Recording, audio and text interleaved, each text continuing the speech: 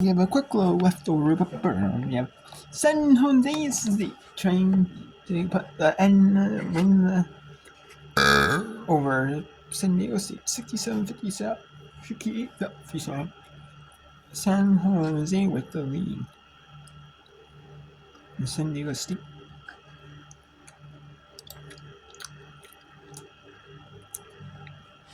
It looks like San Jose State is gonna be allowed to run out the clock. As the San Jose State Spartans are going to win 68-57.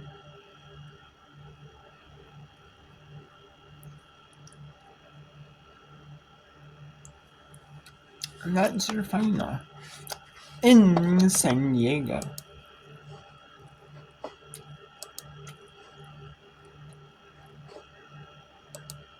Something you don't want to miss as well. Lucy Olson, what a game. Yeah, tale of different shooting games, shooting nights. You talk about her percentages on the season, but she has come alive. The Lucy Olson that we know well and love to see. She has not missed a single basket in this game. 8 for 8 from the field, 4 for 4 from beyond the arc.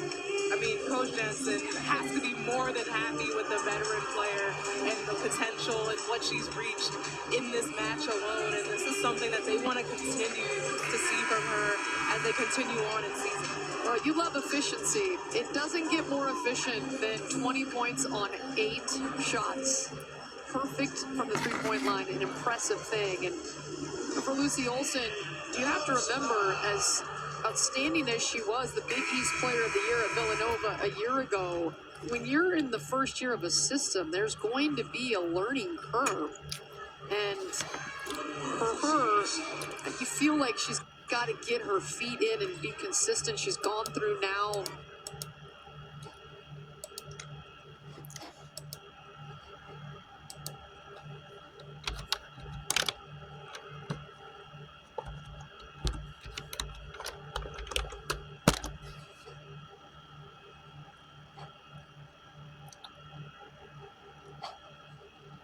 It looks like UNLV beat Fresno State officially yesterday, 73-48.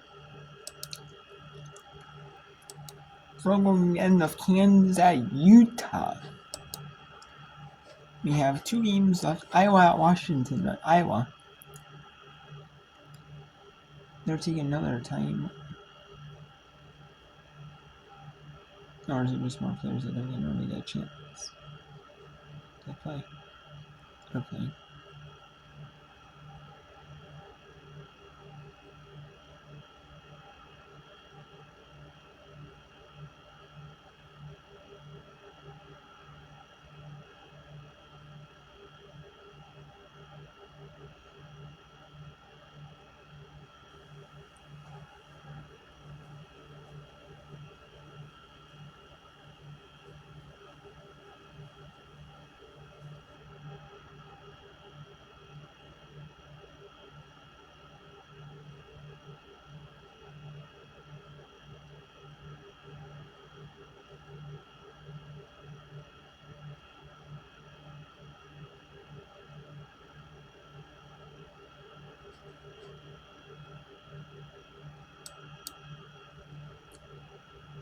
So Utah is going to bounce back and get a nice win here over Kansas. It's not official. I mean, Kansas could lose.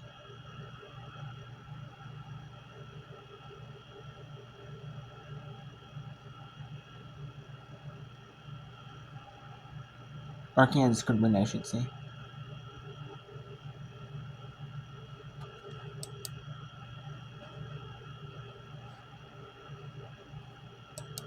Yeah. But yeah, it doesn't look like it. There's enough details going on this one. When we won the national championship, we were 32-1 that year, and the one team we lost against was Washington. So used to Coach Chris Gilbrecht. And to this day, if you run into any Washington players, they're like, well, we're the ones that got you. Well, our trophy doesn't say that. That's what I would have said. Exactly. We had these T-shirts. It was 32-1, can't touch us. It was MC Hammer was pretty popular back in the days. I'm dating myself a little bit, but Washington's like, yeah, we got you. Papadopoulou, the offensive rebound. The players, the reserves getting a chance to be out there on the floor, trying to take advantage of this opportunity. Under a minute left to play. Canessa goes to Papadopoulou. She scores with the left hand.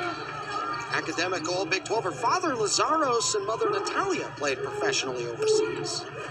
Senior from Greece, getting a few minutes later. Yeah, nice no-look pass by Canessa on that play. So on the floor, Zoe Canfield. Utah with what is likely their last offensive possession of the night. Ross is going to be fouled by Osma. Take a look at the Jayhawks, their upcoming schedule. It's always about the next best right thing, and they have to just continue moving forward, trying to get better each and every day. Again, a tough schedule. There are no easy games here in conference play. They're heading to Houston, and then they play Texas Tech. They've had a really difficult schedule this season, from going home road and really difficult travel schedule as well. But they can take a look at the last 3 quarters in this game, and they play to just being the deficit 3 points in quarter 2, 3, and 4. So if you want to take away anything in a loss, you can take away that the energy, the effort was there, and the execution was much better in quarter 2 through 4.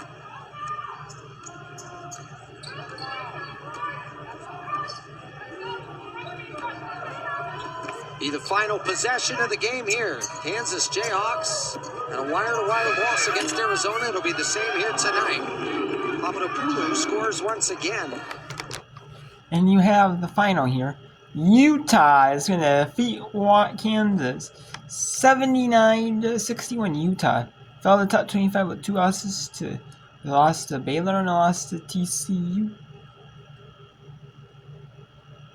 But they get back on the winning ways. And then,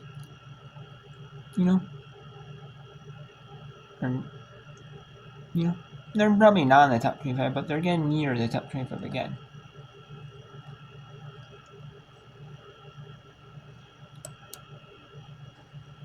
We have a commercial timeout here. In Iowa at Washington. Iowa has 2:52 left in that one. 70-50 lead for Iowa here. So that is the only matchup we have left here. And there is a commercial break here. Oh wait, no, there is not. Now we're back.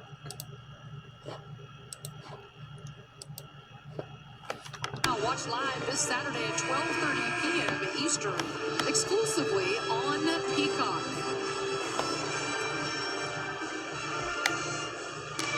The Huskies dropping this one to Iowa. They will remain at home. Indiana will be in town on Monday. And then they will hit the road again at Ohio State, at Penn State. And we were talking earlier, Asia, just about home floor and the advantage. And the Huskies certainly wanted to secure that win today against Iowa. They're getting a big road win here against Washington in a lot of different ways. But if you want to find a way to the NCAA tournament, even the Big Ten tournament, you got to find a way to bounce back. Absolutely, and so much opportunity there. You mentioned it about in that middle tier of teams right now. It's all 50-50% chance of winning probability, but all quality wins. So that just creates more potential, more opportunity to pad your resume, get the attention of the committee for postseason play. So Iowa came into this game with a net ranking of 37, which is 10th in the Big Ten. Washington at 46 was number 13 in the Big Ten. And of course, this year with the NCAA selection committee, they are considering quad wins. Iowa looking for their first quad 1 win to pad their resume. Washington trying to finish this game strong. They're on an 11-0 run over the last 2.5 minutes. March is going to be a great month, a fun month, an exciting month for the Big Ten, without a doubt. A big one coming up. Number 1 UCLA in a top 10 matchup with number 8 Maryland. That is Sunday. There's some big time scores getting after each other in that one. That should be fun.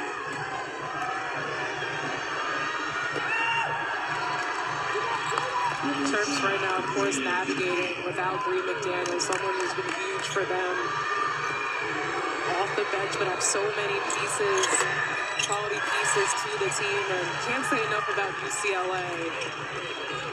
Bets in the paint, playing around her, and the players, the efficiency that she shoots with, and the players that she has around her. Finally coming off the hoop for the Huskies and for Sellers. She's got 13 points and has made 2 threes. She started 0 for 4. She's hit her last 2. So for Washington, a chance here.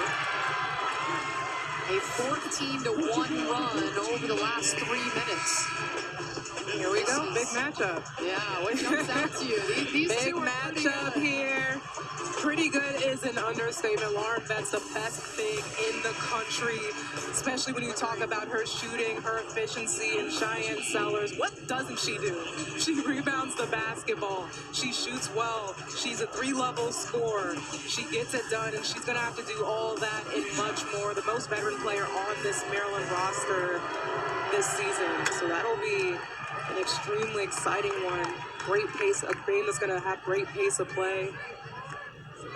We're seeing a lot of March-like games in conference play alone with the Big Ten, just with how strong these teams are. You're absolutely right that when you have this many programs that are in the top 50 of the net rankings, there's 64 teams that make the NCAA tournament. They're NCAA tournament games. The D turning the corner, kissing it off the glass. The Huskies have made 6 of their last 7 shots as Iowa has gone to their bench. And as Iowa has shot the lights out in the first 3 quarters, you give credit to Coach Jensen. She wants some experience coming off of that bench, get them some time and some game opportunities. And for Washington, they're just trying to finish strong. They started so slow, just could not get going. They're trying to find any light in this game to carry over to that home contest against Indiana. Scored free, and the bucket good by Jim.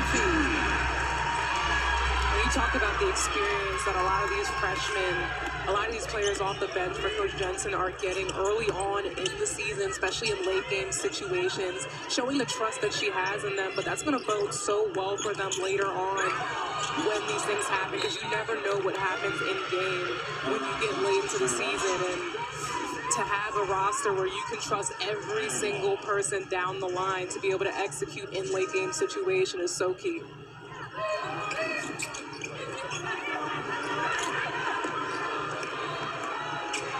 Full head of speed. We'll turn around with the time and score. 1 minute to go here in Seattle. 82-59. A dominant performance by Iowa. Foul called against Washington. Shayla Gilbert on the floor. The junior out of San Clemente, California. So heading to the free throw line is AJ Ediger, the senior, playing in her 8th game this season.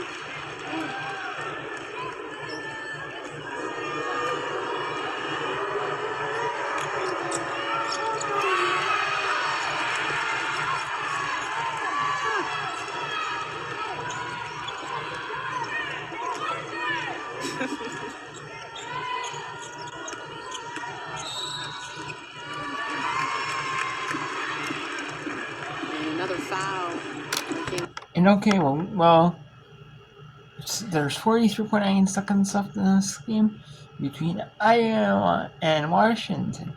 And if you want to see the rest of this game, including the post-game interviews and post-game recaps and all that, tune in to PeacockTV.com or the Peacock app, as the whip around is now officially over for the night. There will be some good games on tomorrow in the whip around that we'll be able to whip you around on here. And I'll talk about them here quickly. We have Fairfield looking to stay mean in the Metro Atlantic Conference. Albany looking to stay mean in the America East. We got Troy looking to stay near the top of the Sun. Though. James Madison is the only unbeaten team, but they lost James Madison. They don't get James Madison again in conference, so you don't play every team twice. You play some, not every team. So if they want to get James Madison, they have to get him in the conference tournament. That's going to be a good game. See if they can remain or last back up to James Madison. Maryland, Ohio State, that's going to be a good big game on Big Ten note. We got Vermont near the top of the America East with stay near the top of the America East. Tennessee Tech runs the tops in the America East. And Ohio Valley. Same with with Southern Indiana, but they play SIU Edmonds on Tennessee Tech plays Tennessee State. So yeah, they did lose, but yeah, so they lose to Little Rock, which is 6-2, and they lost to Tennessee Tech. So they lost to a different team. They're 2 losses back. So you got Lindenwood, Little Rock, Tennessee Tech. They're all vying for that 2, 3, 4, especially for scene purposes. Can Eastern Oyster beat with the win over Warren State? We got 2 good teams in the Summit, 5-2. Old Dominion being App State down for 3rd in the conference. Can Florida Gulf Coast and be or Bellarmine? You got Richmond stay near the top of the Atlantic 10 with a win. Richmond's tied for the top spot. George Mason, St. Joseph's, and Dane are 6-2, so they're a half game ahead. But can they win and be a game ahead of them? Can Arkansas stay in the Sun? Can they be a game back of James Madison? Can Wofford stay in the SoCon? Jackson State lost to Texas Southern. That's their only loss in the SWAC play. And they remain back at Texas Southern. Fairleigh Dickinson, Stonehill. Can Stonehill improve that loss on Monday was a fluke loss in the conference? They lost to Nemo and City and 67. Can they prove that was a fluke loss, like just upset, or is Fairleigh Dickinson really the best in the NEC? Can Green Bay and Cleveland State remain in the top 2 for Green Bay would be 2nd, Cleveland State would be 3rd. Okay, Lipscomb turns to Lipscomb. Winner will be a game back of Florida Gulf Coast.